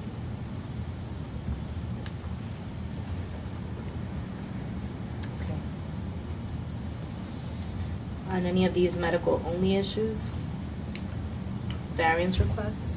I don't believe any of the timeframes on medical issues should be extended. I think the injured worker needs the treatment. I think anyone treating under private health who felt that they had to wait 3 weeks to find out that their torn meniscus might be able to be repaired while they're sitting at home in pain, crunching pills, is experiencing a detriment, and these timeframes should not be extended. I'm not sure that I agree to the extent that if they're not complied with, there is already authorization. And I think that 30 days, it's extremely challenging to get an IME within 30 days. I don't even see how you can. And some I of don't the... think there's consensus on this issue. Yeah, some of the participants here have mentioned that there might be other ways to deal with it, but making someone sit at home in pain while the carrier gets more time to get an IME, I don't believe is one of them, and I will not agree to concede that. Does anyone else have any comments on the timeframes with regards to these medical-only issues? Well, speaking as a doctor in terms of treatment and particularly as a surgeon, some of these patients need treatment quickly, and 30 days is to their detriment. There's many who can wait 30 days, not a big deal, but if I have someone with an acute injury that needs to be fixed quickly, waiting 30 days can not only be worse for them short-term, but long-term, they can have permanent effects from that. Isn't there a process for a doctor to declare something an emergency? There is, and I would certainly concede that there is a mechanism in the law by which a doctor can determine that something is an emergency and needs to do it right away, but I would also say that it would be unfair to the medical profession in general to tell them all that they essentially now all need a lawyer to make sure that the insurance company will pay if the insurance company believes it wasn't an emergency. Yeah, the second part of my statement was going to be. Sorry. But the doctor does that at his or her peril, because there's no guarantee that the bill will be paid at the end of that process. My apologies for interrupting. Oh, no apology necessary. You don't have Is to there data- apologize for us agreeing. Is there data on the amount of time, the authorization timeframes on a regular case without a variance? Is there data on how quickly carriers do or do not authorize treatment? I would have to say no, not really. It's the system, when the variances and authorizations went into effect however many years ago, there wasn't a one-to-one relationship between the variance request and whether it was granted or denied. It's very difficult to link up those two pieces of information to come up with, how Right. timely authorizations or, variance requests are going through. So it's something that we've been working on for a long time, but right now, we do not have good data on that. Okay. I have a question. The variance requests generally, have they been reduced in number significantly since the medical treatment guidelines have been imposed? May I intercede? Yes. The variance Elaine do has a not question. exist before the treatment guidelines. The variances are part and parcel of the procedures that are associated with the medical treatment guidelines. So they're kind of like all related. So then, I guess I misspoke. Is it the authorizations, generally speaking, authorizations for treatment, have those reduced dramatically with the medical treatment guidelines? Yes. Well, okay. You mean because they're... Well, because so many most period- procedures are pre-authorized. I would think that there would be a dramatic drop. We'll have to get back to you on that. Okay. I mean, we do We see wouldn't for all know. counts, but. Well, no, I think you're talking about the treatments that don't require prior authorization or Well, variance request. it used to be everything over $1,000, used to be $500 required an authorization. Now, my suspicion is, and this was the board's intent, most procedures don't require any authorization, right? Arms, legs, back. It has helped. So, yeah. So I- Meniscus surgeries would not require Again, an authorization? the problem comes back to, you're asking a lot of a doctor who may not own the hospital and may not own all of the various other medical affiliates and professionals to take a leap like that. And I understand that you can say 1,000 times that, yes, the world is perfect on the 30-day mark, but it is not. No, but I'm not talking about 30 days. I'm not even discussing that. I'm actually just wondering if the number of requests, authorization requests, has reduced dramatically since the implementation of the medical treatment guidelines. Somewhat, but I think everyone who works for a living wants some assurance that they're going to get paid. Whether that's you, me, when we got an MD or a JD, you know. That's not my question. All I'm asking is, are there fewer than there used to be? So we can give you a C4 auth count over time. I think what Justin is saying, though, also is that some doctors send in C4 auths when they're unnecessary, Yes. when the treatment is. And they delay everybody else's C4 auths because you're busy dealing with C4 auths that were superfluous. Correct. That's a big problem. So are you asking, have the number of procedures, because you said have the number of authorizations gone down, is what you're really asking, have the number of procedures that require authorization gone down, and hence the necessity for the carrier to affirmatively act upon that request has gone down, or am I misstating that? I don't think that's what I'm saying. I'm Okay. not sure I understand. I think the question is whether... Because you said, did authorizations go down? I The would think- request for The request authorization. for Request, The request. okay, meaning the paper request, okay. And Stephanie, do you have that data? We could look at that. Yeah. Okay. She's saying, All right. So let's, so it looks like there's no consensus Right. on A, B, C. So I'd like to How follow up about on award, yeah, go ahead. Dr. Weinstein's comment. I would invite the doctors to provide, if you think appropriate, do you think that there's a list or there's a specific type of treatment for which the time frame should be narrowed? The problem we have as surgeons is there are a few things that are really emergencies. So we're considering an emergency something that goes to the operating room immediately. These are more of urgent treatments, something you want to take someone to the OR within the next week or two. So 30 days, which easily becomes 45 to 60 days, is not good for these urgent, but it's not emergencies. So someone with a locked knee, we talked about meniscus tear. Someone has a locked knee and the medial meniscus is flipped into the knee and they can't straighten it. They can't walk, they can't get around. That's not someone you want to sit on for 30 days, 45 days. You want to get to the operating room quicker. Someone with a rotator cuff tear, you can wait, 2 or 3 weeks, but the longer you wait, the bigger the tear gets. Someone with a loose body that comes in the knee or the shoulder, and the shoulder is now locked as well. Those are people who want to get to the OR within the next 2 weeks. Aren't those all pre-authorized surgeries What do you mean by pre-authorized? under the guidelines? Under the guidelines, yes. So, I'm not familiar enough with the guidelines, but there are, like rotator cuffs are not automatically approved for surgery, as far as I know. I just want to mention that if you look at the criteria, there are certain circumstances where treatments are automatically approved, or there may be 1 or 2 steps, like you have to have some physical therapy, and if that's not successful and it's defined, then the treatment would be authorized. So that certain things that have been discussed would not require a variance.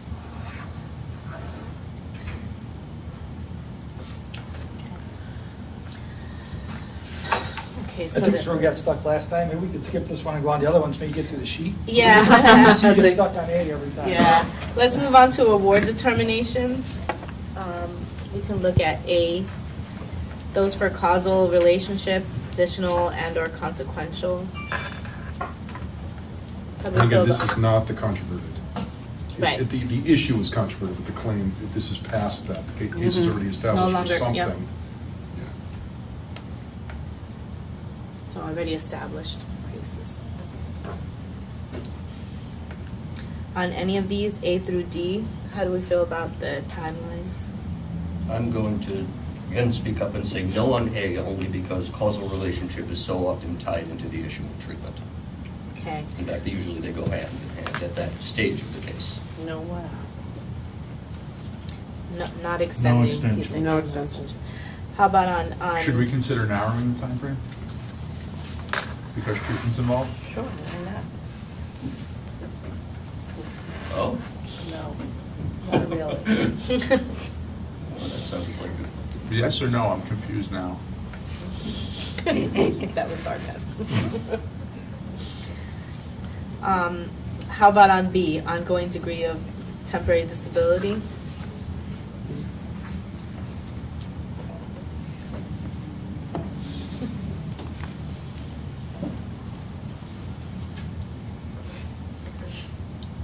Or classification?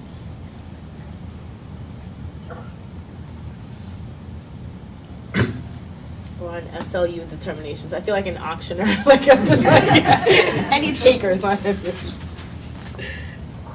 Well, how about apportionment maybe because of the provision for 25-1F is maybe the least concern for the claimants themselves, because generally speaking, most WCLJs will direct one of the liable carriers to pay in the interim.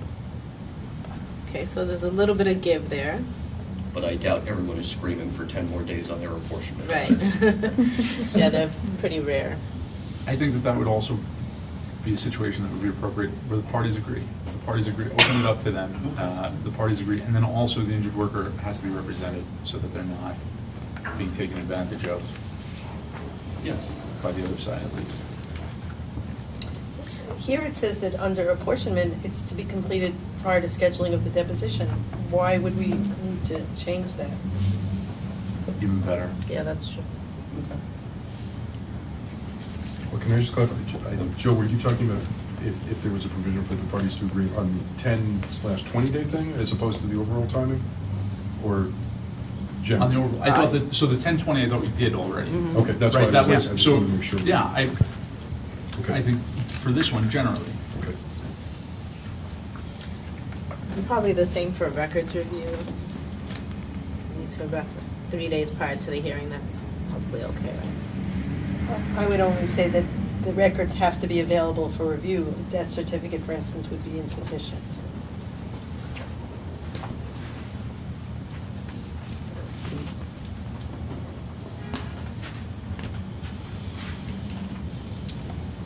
Okay, I think we've covered specialty providers a bit and notice on the 7 days. The one thing we haven't talked about at all before we take a break is cancellations and no-shows. And from people's experience, is this an issue we should look to change, modify, discuss? I mean, from the claimant's perspective, I have no doubt that some of these are just the ordinary course of life. Things come up. People have 2 medical exams on the same date. Whatever the case may be. So I'll at least start by saying I know that all of these are not because my client does not show up. And in fact, we send them a letter and tell them that they really need to show up because otherwise adverse consequences can be forthcoming and right quick. So, you know, it's not just people skipping them and saying, I'm not going. The cancellations referenced there are cancellations by the injured worker. No, we can't, right? The data doesn't necessarily distinguish, right? So it includes Who's cancellations canceling. by the Yeah. doctor. I've almost never seen it. Okay, and that An I injured will worker cancel cancel an exam? That happens to me. Well, the injured worker canceled, No, they may reschedule. No, she's talking about when the injured worker drives 2 hours to the IME office and finds that there's nobody there. That, I'm guessing. And then they get a letter the day after that says, we not tell you your IME was canceled? Sorry about the drive. No, that happens very frequently. It's upstate, it could. Maybe upstate, but.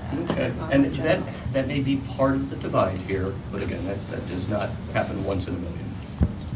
And it is especially egregious for the claimant who has driven that time, but that's a side point.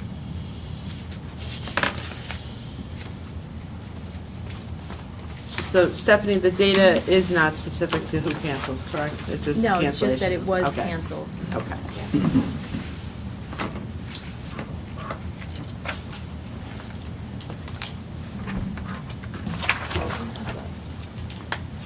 You have that handout, yeah. Anybody on White Plains, Rochester, Manhattan, on cancellations, no-shows? Or maybe the doctors have comments on that? They're always a problem, and when we're looking to find ways to get doctors interested in doing them, and claimants very often don't show. 4 of my last 5 didn't. They either came late or didn't show with no notice. And right now, it took me 3 hours, a little over 2 hours to get into the office for one of them that had nothing to do. It's annoying, and it's discouraging. So when we're trying to make it a warm and friendly environment, and it's not today, the examination that I had, they wrote the plaintiff's office wrote the address of 114th Street as opposed to 14th Street. So he's walking around trying to find my office that didn't exist, and that was a 40-minute delay, which is why I was not here at the beginning of this meeting. So it does happen. And at the other hand, there are times that they're not given proper instructions from the scheduling side. That's one example where it happened to be his lawyer's office that did it, but the other side can do it. It's very frustrating, very difficult, and very expensive for everybody. And it creates an adversarial relationship. Somebody is angry walking into that room, and one has to work doubly hard so that personal emotion does not translate into the conversation. A skilled doctor can do that, but we take a look, and for 2,800 of the doctors, they do 1 to 5 in 3 years. That's not a doctor who's skilled in having that conversation. So, yes, it deserves some discussion, and I don't know an answer. White Plains? I know what we do in ours. We charge for the exam, go ahead or not. And that does not take into account, though, travel time to or for, and the fights on the phone with all parties involved. The doctors in White Plains? Yeah, it's absolutely true. You know, we do understand that sometimes things get canceled, family emergencies, but it's a big inconvenience for the doctors when you're scheduling time in the office or at a different site to see someone examine them and do the report, and they don't show up. So it's painful. And it's rare, but doctors will cancel it if there's an emergency surgery or even a family crisis on our end. It's going to happen on each side, but the way we can limit it would be better for both sides, of course. Are the doctors compensated for the exam if there's a no-show? No. Dr. Goldberg, I think you said you charge? I charge, and I had reached that agreement before I schedule it. So if the carrier is interested in having me do it, or a law firm, or the Department of Justice, the Attorney General's office, then they will agree to that in writing before I schedule it. So Joe, the information that was in the utilization study, we got some information on no-show, or really no-show fees as opposed to cancellation fees. But a little bit over 50% of the transactions or the IMEs that are scheduled where there's a no-show, there is no fee. So it varies by provider mostly, and by carrier, whether they will pay a no-show fee or not. Is there anything in the law that would prevent a carrier from paying a no-show fee? Prevent? No. But nothing that requires in certain instances either? That's right. No. And there is one ancillary mechanism for compliance, which of course is that if the claimant unreasonably misses 2 IMEs, the insurance company has a right to pretty much deny everything at that point, or at least file for a WCLJ hearing.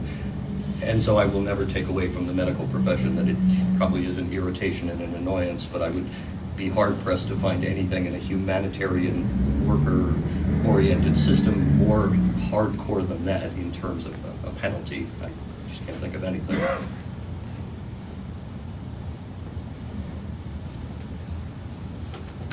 Anyone else on cancellations? Is this an area that we want to further explore for purposes of the final report, or just note from all perspectives it's an issue? I believe we should, and we should put in that there is a fee to be paid to a physician's office for no-shows, which would go a long way to making more doctors amenable to doing the exam. So yes, let's put it on the table. And if ultimately we decided something of a more formalized fee schedule or something in that vein in an effort to appropriately compensate doctors, that might be another way to build something in that could be of benefit to them. Yeah. I mean, you build right in there, the doctor gets a no-show fee, that's the fee schedule. The problem, of course, is that the incentives are totally different, right? You have an injured worker who decides to show or not show, and you have the employer paying either way.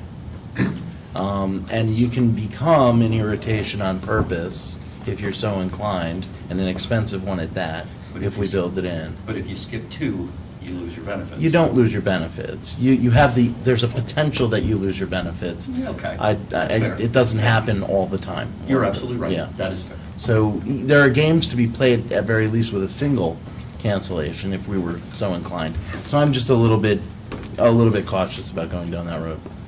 I don't know an answer, but I know that one's problematic. Okay.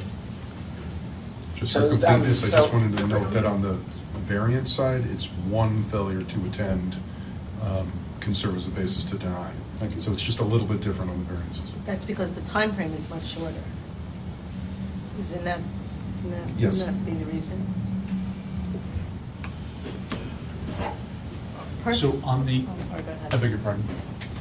No, go ahead. You I'll started call on before someone. me. Maybe go. No, I was just going to say, I think it's going to be really, we'd be hard pressed to address this issue because this is negotiated between the employer or the carrier and the IME company. Well, that's probably what we said before the medical fee schedule for no fault in workers' comp. But I mean, like, we have a contract and IME companies, and whether or not there's a no-show fee or not, I mean, as Dr. Goldberg said, he negotiates this before he gets involved with a carrier or with an employer. I don't see there's personally, I don't see it as a problem from the employer or carrier side.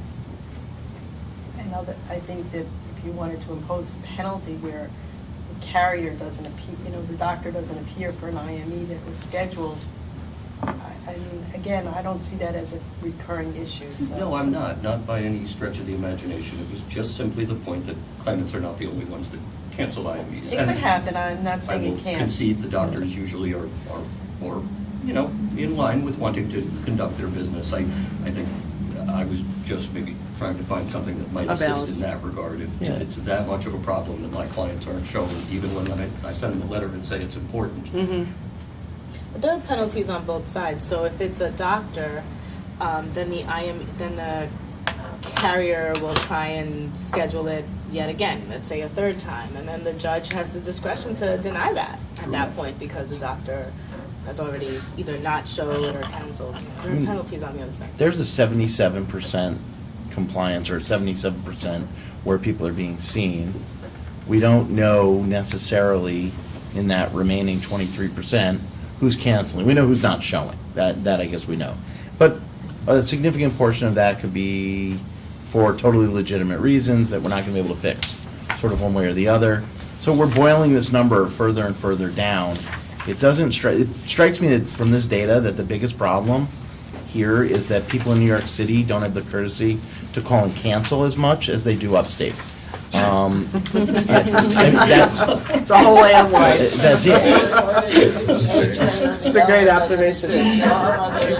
There are other issues, that's true. I mean, but that aside, It's a great observation. I don't know that we Can fix this.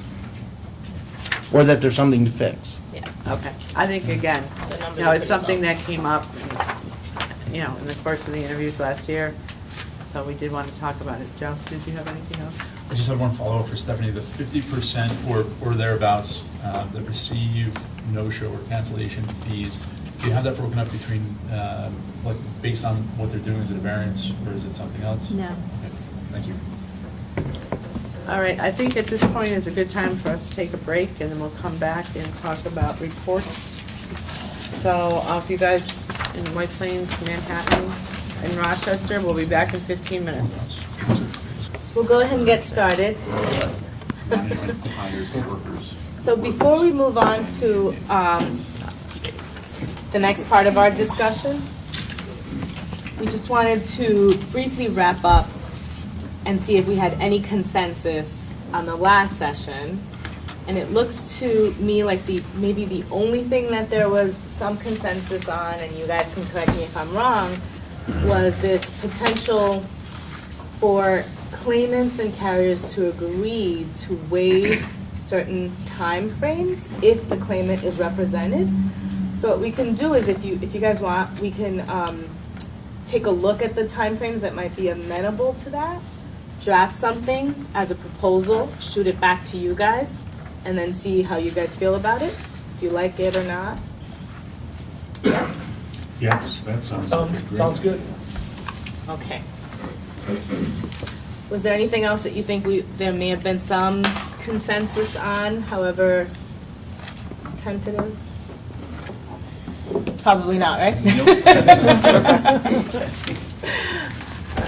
All right, so now we'll move into the next topic, which is reports. And the 10 business day, 20 days out of state, and the same day, same manner requirement. And if you'll bear with me, I'm just going to read the reg, so it's all fresh. A written report of an independent medical examination duly sworn to shall be filed with the board, and copies thereof furnished to all parties as may be required under the workers' compensation law within 10 business days after the independent medical examination, or sooner if directed, except that in cases of persons examined outside the state, such reports shall be filed and furnished within 20 business days after the independent medical examination. A written report is filed with the board when it has been received by the board pursuant to the requirements of the workers' compensation law. And now I'm going to turn it over to Mary Beth, who's going to give us some technological updates from the agency regarding what they've been working on in this arena. Yeah, so I just want to highlight, and a lot of you probably are already aware of it, so we went out to bid, we have a new vendor that's been awarded that we're working with to finalize contracts to do our build of the new claim system. So that's ongoing. We're working on, also, if you probably got the notice that we're allowing people to upload reports into the system when there's a hearing set, so you can have automatic access to putting that case or putting that document into the case folder. And we're also working on like an automated, we talked a little bit this morning about the MG2 process, the C4 auth process, and there's a lot of paperwork back and forth. It's cumbersome. So we're doing an electronic build of that paperwork to kind of go back and forth. It's really just a much cleaner, faster way. And it will also allow us to start to track, let's say, you sent a request on X date, and the carrier has X number of days to respond to that. So we'll be able to track all that information in the system.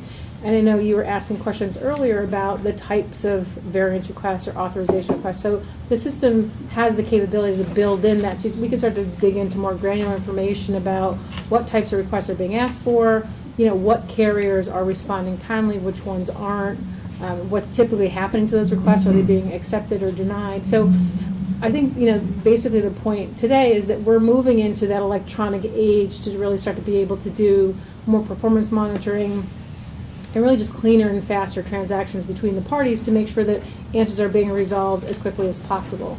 So when we look at things like the same day, same manner, I think we just want to make sure that people are thinking through our future design. I know there are a lot of concerns about making sure the injured worker is protected and getting their information appropriately. But, is same day, acceptable as long as, we allow for, let's say, an upload into the case file or things like that. So I just wanted to throw that background out there before you get into this discussion, because I think that our goal is to make sure that we get information into that case folder as fast as possible. And even, we'll admit, like our scanning process takes 2 or 3 days. So even if we get it in 10 days, you're not going to see it in that folder for another 2 or 3 days. So we just want people to be mindful that there are options to potentially load that into the system so that people have access to it much faster. So I just wanted to make sure everyone had that background before we started.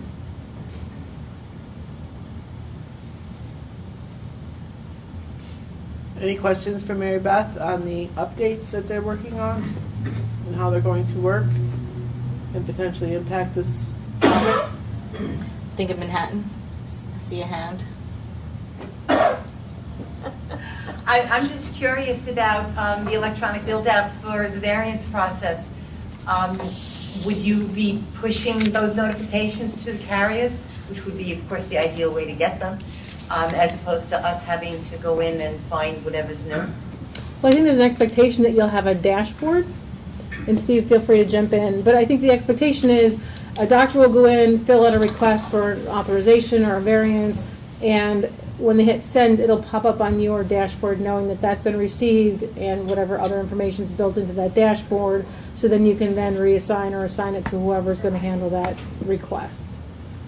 We also would be able to put triggers in it so that if you don't do something in X days, then Y would automatically happen.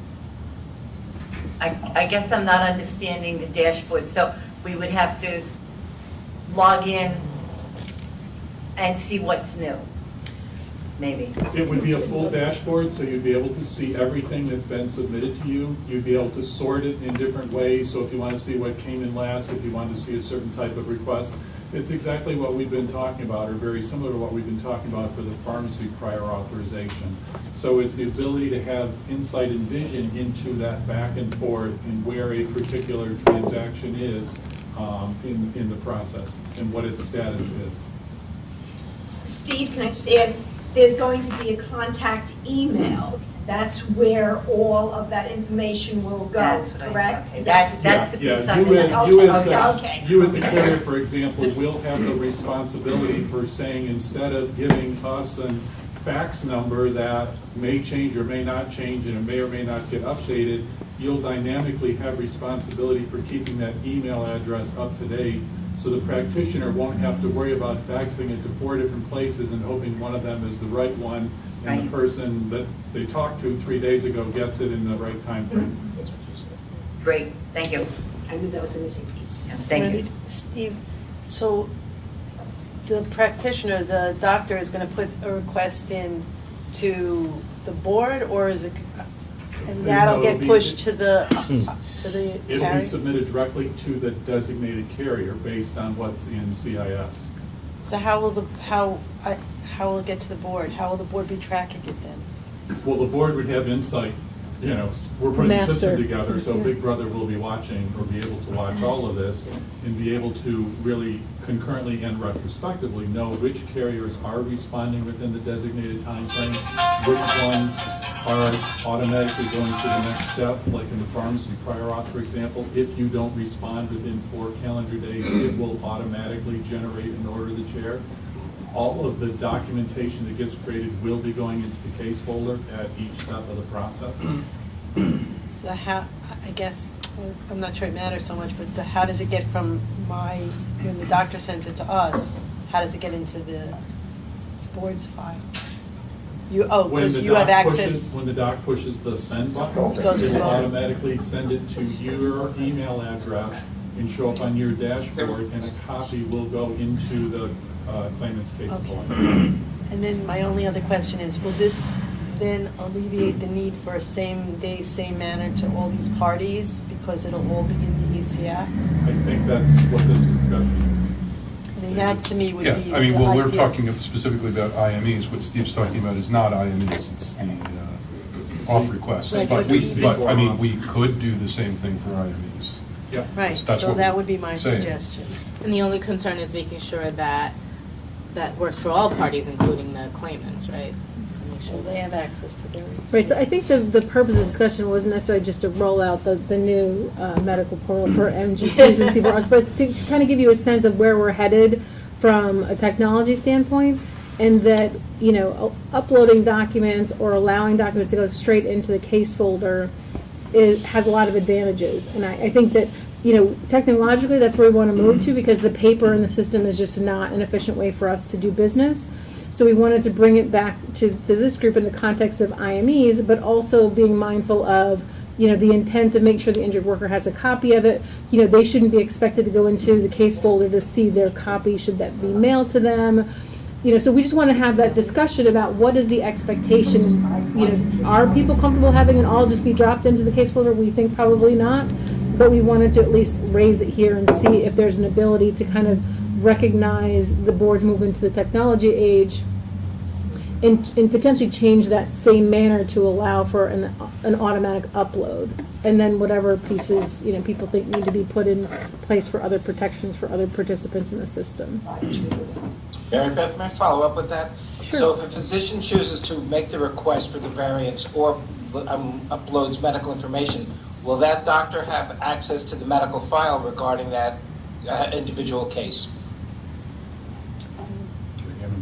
Particularly in the event that other doctors are treating the same individual simultaneously, to know what's going on. So we don't duplicate requests for special studies or duplicate treatment, which then leads to carriers denying care from one or the other, but the physician or an allied health provider doesn't know. Well, I don't want to go too far into the MG2 C4 auth process. I think that, if you think about an electronic process for authorizations, it's whatever data you have access to now. So to the extent you had it to make your paper request, you'll have it to make your electronic request in the future. But again, I think that's like the C4 and the MG2 process. I just was raising in the context of, our goal is to get as much of this automated as possible so that good information is moving. We can start to track performance in the system. We can make sure that, certain carriers, let's say, are, making sure things are approved on a timely basis. We can identify, let's say a doctor who's constantly asking for an authorization that's already approved under the treatment guidelines. That might be an educational thing for us. So it just allows us to have much more real-time insight into the system to see where we need to be involved. I can certainly see the value that it offers to the board, and because of that, I see how it would be of value to physicians in practice, so that we can better coordinate the care between individuals or institutions. So I'm anxious and hopeful that those abilities will be accrued to the physician as well. I think it's important that whatever technology is decided upon, and I hate killing trees, but that the claimant and his or her attorney continue to get a paper copy. I have clients that just don't use computers, and they're not email savvy, they're laborers, and certainly our office would have some ability to track it, but not a perfect, if we were talking about a dashboard type system, but absolutely, if the claimant is not represented, I think they need a paper copy. I don't think you disagree with that. I think we're saying, we're asking if people are willing to consider, if everybody gets notice in the same day, that, we could say that it absolutely always has to go on paper to the injured worker. Do we always want it to be paper to, their attorney or their representation? Are the rest of them going to be electronic? So I guess we just want to kind of, and it could be totally different processes, but I think we're saying, could we recognize that same day is an essential, but same manner and given today's world might be something that could be, varying, depend on who the recipient is. Yeah, so for example, like on that instant upload that Mary Beth was discussing, we had to build it with a specific exclusion to upload IMEs just for this reason, even though the purpose of it is to have it in advance of the hearing, maybe the day before the hearing. So because we don't want to have anyone violate the same day, same manner rules, we're stuck. Okay. So that's kind of what we're discussing.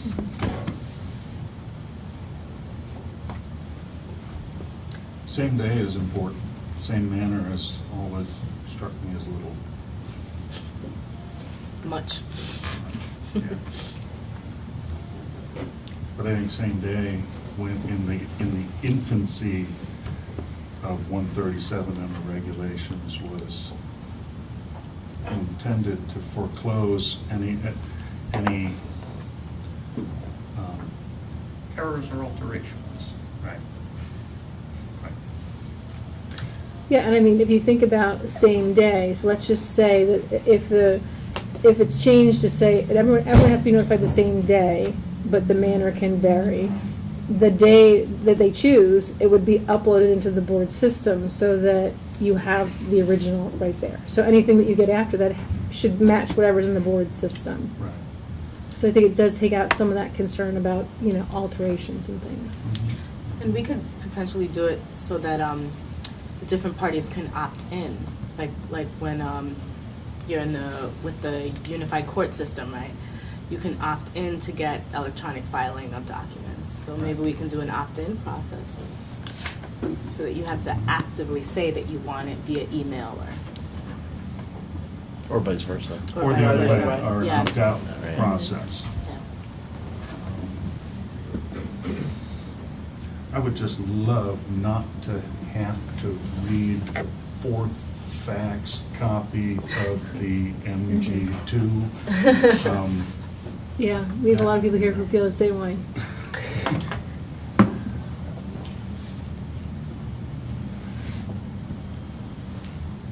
So is there maybe consensus on something? So if there's a provision for injured workers to receive paper copies, And everything still does go out on the same day. everything goes out on the same day, does that mean for the paper copy postmarked on the same day, sent to the mailroom on the same day? Because it's certainly, the race between email and snail mail, email is gonna win typically. So the receipt won't be on the same day. I would think it had to be a How do you service guys- requirement. I was just going to say. How do you do service it now? You requirement. do it, everything goes out, I think it would be same the day, same. I mean, I think it would be the same. As, You must have an as interpretation. the service requirements for like serving an RV89. But if those things, the claimant's bar wouldn't object to same day, manner of your choice. How about this? We have a series of meetings. I'm not going to speak for the claimant's bar in Okay. its entirety right at this moment. How about Kirk and Town? Well, I don't know that we should speak for Mr. Kirk either. And I don't know who that other guy is that you're talking about. But certainly it's worth some study. And frankly, I will be candid, we have a meeting coming up and I would like to discuss it with my Okay. colleagues. You're cagey, you must have had a clever mentor. Imagine who that would have been. Joe? So I think that injured workers should continue to receive the paper, and then it shouldn't be like an opt-in, right, where they would have to opt in to receive the paper. No, I meant to receive it electronically. Okay. Yeah. On the same day. Okay. Do you have any opinion, comment, just I'm just same looking at my day? watch. No, that's fine. You still got another half an hour. That's perfectly fine. But just one You have piece. okay. What about Manhattan, White Plains, or Rochester on this topic? Same day, same manner? If same day is the more important of the two? Oh, no, I'm sorry. I was going to just give a thumbs up, but she pressed the green button. Yeah. Thank you. And just to make sure everybody completely understands, unlike some of the other things that have been discussed and will be discussed, that could be administrative changes or regulatory changes, this is a statutory change. Just one clarification for my own thinking. So we're talking about same day, manner of your choosing, but for the injured worker who would receive it by paper regardless. That's where we're at? And could also opt into. Could opt If into they want whatever. to. Sure. Yeah. Okay, yeah, no, that's fine. So just to clarify that, Joe, so if they choose to opt into electronic, they would not necessarily have to get the paper anymore. If they opted into an email, or So you I want was both? thinking both. Maybe they could do both, yeah. But, I mean, this is something that we can talk about, I'm Okay. comfortable talking about. That's fine, I just in want to the get a future. sense. Okay. Or maybe if we get to that portal framework, the opt-in could be to, view it that way upon notification. Just saying, that's what you. If they get an email They get an that email saying it's the all- report is available. I mean, if Supposed it's to gotta have be it be a statutory, PDF. we don't have to get quite as granular. Right. I think we want to get a sense Yeah. of what's Yeah. acceptable under this. Okay. Because I'm thinking, when I used to practice in the state system doing foreclosure defense, when we would do filings, the forms had you opt in if you wanted it electronic. And I think there was also an option that you could do both. I'm trying to remember, it was a few years ago, but, so that, you know, we could fashion it however we wanted to protect the claimant. Anyone else on White Plains or Rochester? Rochester's good with it. Okay. You wouldn't speak for your firm, and he's speaking for the whole city. All of Rochester. Since it does seem we have some consensus on this idea, Mary Beth, you want us to circle back in a couple months as to where you guys are on your technological changes? Yeah, Because so it's maybe- going to be a matter of timing, really, at this point. Right, so I think what's probably gonna happen in the first instance is the formulary prior authorization process will be up and running, you know, as the first thing through the portal. So we could potentially give you some sense of that Okay. later, as we get into the summer, maybe. Okay, good. Okay. But we will work on the same day, same manner, to kind of clarify what Legislate. same day, you know, alternative manners Yep. we could propose. Okay. For next meeting or sometime in the future? Potentially for next meeting. Okay. All right. Is there anything on the list of things we were supposed to talk about today, scheduling and timing, that people want to revisit or raise? 10 business days. We've had that discussion earlier, so Yeah. that's been attended to. We didn't really discuss the out-of-state, Okay. 20 days out-of-state.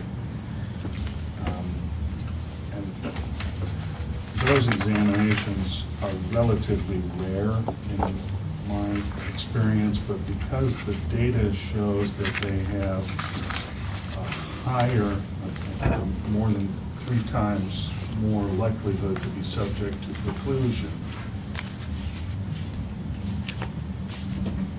should we consider recommending a 30-day time frame for out-of-state examinations? So I just want to clarify that the preclusion data, we did not split by in-state and out-of-state. It was an estimate of 1%, so I'm not really sure where that Where I came up with that? Yeah. Let me see. With the 20 business days, currently 97% are received within 20 business days. Sure. Slide 7.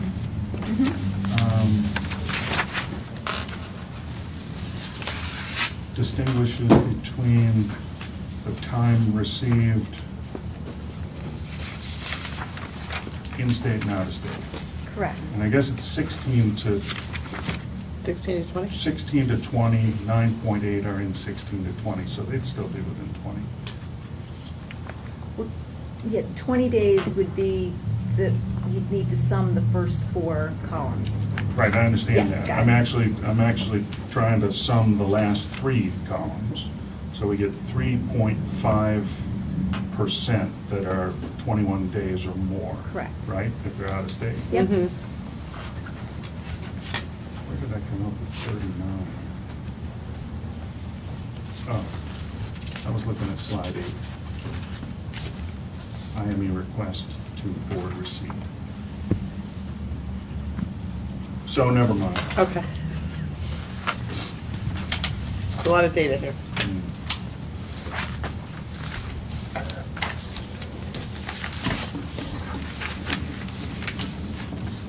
Okay, is there anything else that? All right. So I'll just give an overview of what we'll be talking about next time, which is Wednesday, March 8th, injured worker experience. Okay, I hope- Or- May. May, sorry. We have injured worker experience with 7 broad categories: location, professionalism, wait times, duration of the IME, accuracy of the opinion for the injured worker, recording of exams, and education regarding IME process and outcomes. I'd like to suggest an added topic, intake forms that claimants are required and or requested to do at the IME. You like them or you don't like them? I don't like them. I feel that they're something in the nature of a sworn statement taken outside of council, but get into that next time. Can't wait. I'd like to come prepared, but. At least you gave us a heads up. So they're the intake forms you want to add? Yes, Can we get some examples of intake forms? I'll bring it. All right. I'll supply them to you ahead of time. Yeah, if maybe you want to send them to the general email box and then they can be distributed to the group. I think that would be helpful. Oh, sure, yeah, there's. And no if any point in using- providers, if you guys have any intake forms that you want to share with us, that would be helpful too.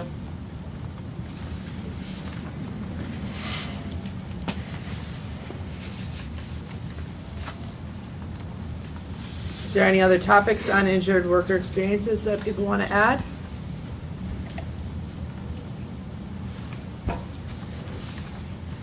Okay, well, that's great. Again, I thank you all for, Before we wrap, I do Sure. have one other issue. I'm interested to know if anyone has provided the board or if the board has sought any written policies or practices dealing with either a self-insured employer or carrier's use of IMEs.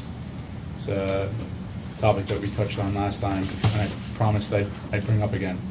We talked about this, right? We haven't received anything. We have this mailbox, and then I get personal emails all the time. I haven't gotten anything. Has there been any discussion about soliciting that information? No, outside of just our discussions here, yeah. Okay. Thank you. thank you. See you all next month, May 8th.